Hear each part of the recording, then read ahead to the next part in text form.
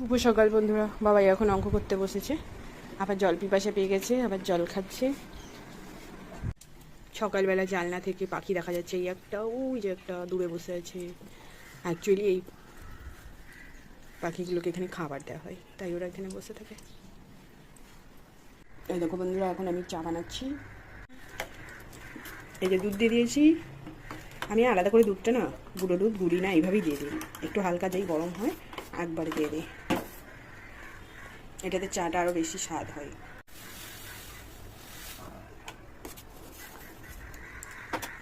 দেখো কি সুন্দর চায়ের কালার হয়েছে।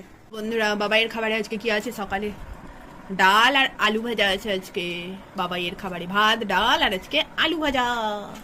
বাবাই খেতে বসে গেছে। মা ডালে ধনে পাতা দাওনি? না, ভুলে গেছি ধনে পাতা দিতে। ধনে পাতা আছে কিন্তু দিতে ভুলে গেছি। ও, এই রাতে যখন খাবি তখন আবার গরম করে একটু দিয়ে দেবো, ঠিক আছে? ডালটা গরম করবো, তার উপরে ধনে পাতা দিয়ে দেবো।